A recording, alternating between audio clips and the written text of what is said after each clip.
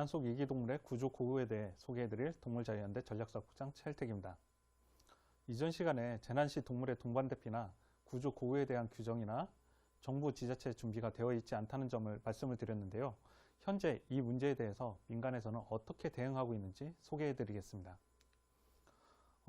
아무래도 관련 규정이 부재하다 보니 재난이 발생했을 때 단체별로 활동 내용이 조금씩 상이합니다. 저는 동물자유연대 활동을 중심으로 설명을 드리겠고요. 저희는 현장에 도착했을 때 가장 먼저 하는 일이 구조나 구호가 필요한 동물이 있는지 현황을 파악하는 겁니다. 지자체 담당자나 현장에 계신 소방대원 그리고 주민분들께 홀로 남겨지거나 상해를 입은 동물이 있는지 또는 유실되거나 거리를 배회하는 동물이 있는지 탐문하고 또 현장에서 직접 탐색도 실시하고 있습니다. 이재민분들을 만났을 때는 탐문만 하는 것이 아니고 만약 반려동물과 관련한 도움이 필요한 사안이 있는지 그 자리에서 상담을 하거나 직접 도움을 드리기도 합니다. 그리고 만약에 해결이 어려운 경우에는 연락처와 요청사항을 기록해 놓았다가 추후에 지원 등을 진행하게 됩니다. 탐문 과정에서 홀로 집에 남겨진 동물이나 거리에 있는 동물들을 만나게 되는데 이 경우 돌봐줄 사람이 없다 보니까 대부분 적절한 물이나 사료를 공급받지 못하는 사례가 많습니다. 그래서 동물의 상태를 고려하여 물과 사료를 긴급 지원하는 역할들을 저희가 하고 있습니다.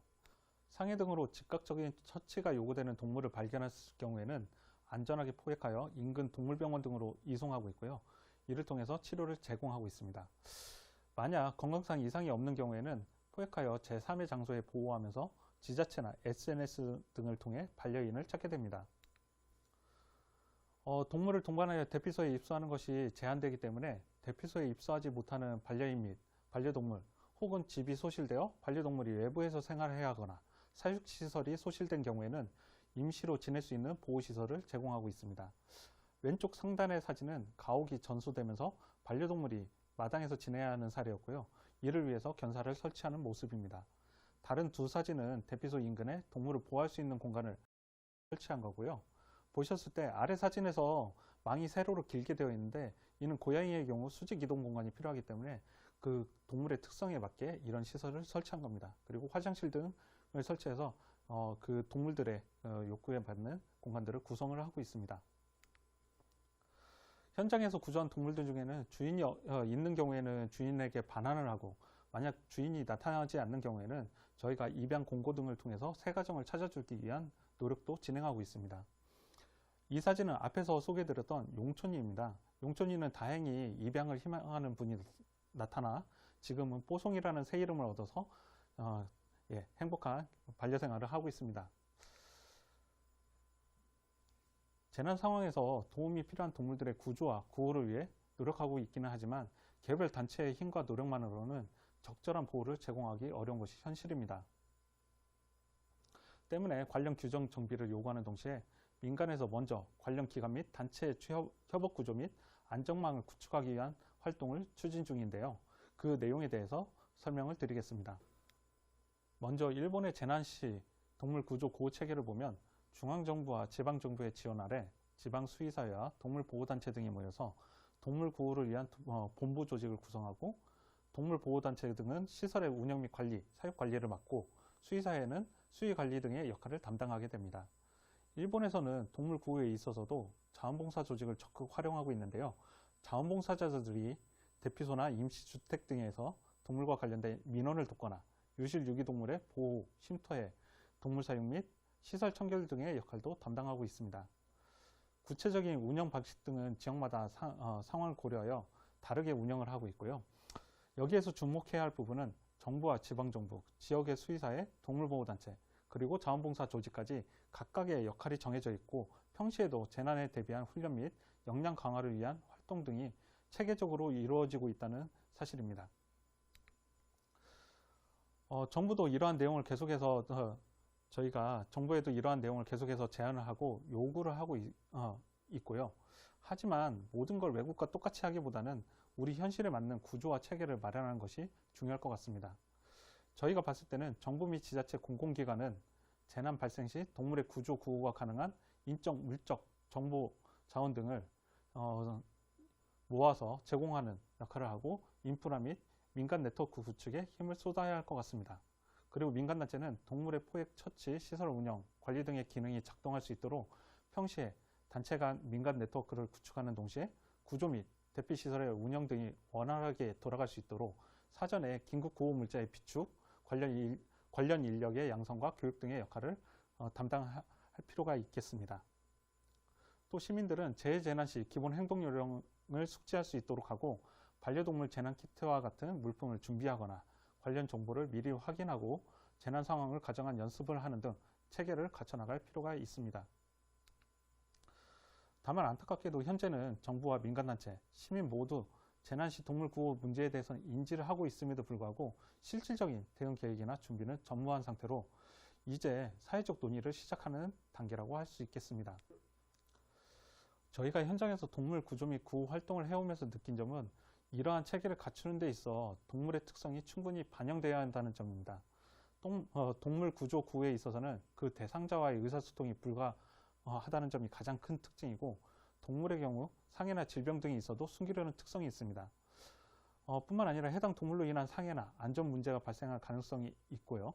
또 구조 이후 보호 및 관리의 책임이 발생하는데 이에 따라서 일련의 과정에서 숙달되고 전문적인 지식을 갖춘 이들이 충분히 배치되어야 한다는 점에서 일반적인 구호 활동과 구분할 수 있겠습니다.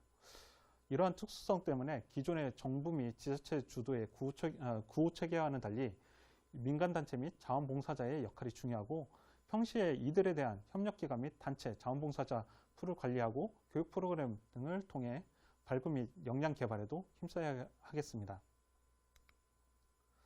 그 첫걸음으로 먼저 뜻있는 공공기관 및 민간단체가 재난시 동물구조 구호 협의체를 구성했는데요. 2024년 8월 현재 동물자유연대, 대구광역시 자원봉사센터, 강릉시 자원봉사센터, 더프라미스, 연암대학교, LG U+ 등 6개 기관이 참여해 출범을 앞두고 있습니다. 아직 각 주체별 역할을 조율 중이기는 하지만 자원봉사센터는 통합자원봉사지원단 내 동물 구호 활동을 반영하거나 자원봉사자 시민대상 재난대비 교육, 그리고 민간단체는 재난대비 교육, 실제 재난 발생 시 동물의 구조, 구호 및 보호 관리를, 학교는 재난시 동물 구호를 홍보하고 구조동물의 보호를 위한 봉사활동을 담당하고, 기업은 재난키트 및 물품이나 동물관리 시스템 개발 등의 지원 역할을 고려하고 있습니다. 실제 활동으로는 재난 대비에 구조 구호 물품을 확보하거나 관리하고 구조 구호 동물 관리 시스템을 개발하거나 참여단체 역량 강화를 위한 훈련 및 교육 프로그램을 운영하는 내용들을 계획을 하고 있습니다.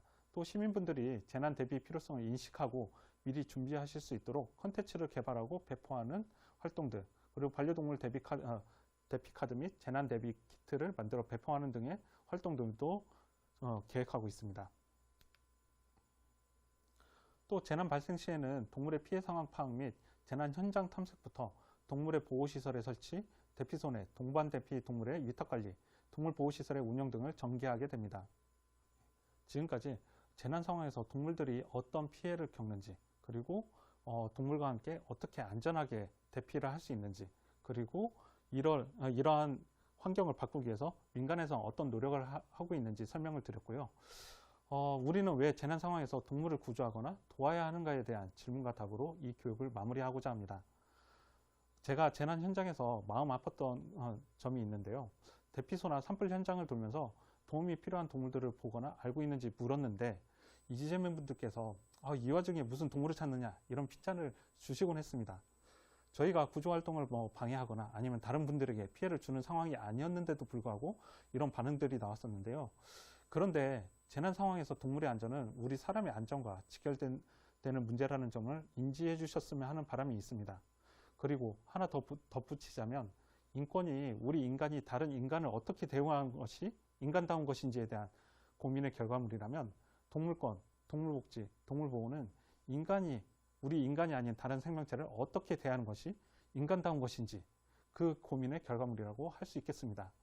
결국 재난이라는 극한 상황에서도 도움이 필요한 존재들에게 도움의 손길을 내미는 행위는 우리 인간을 더욱 인간답게 하는 것과 같다고 생각합니다.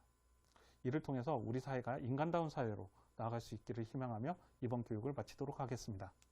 지금까지 경청해 주셔서 감사합니다.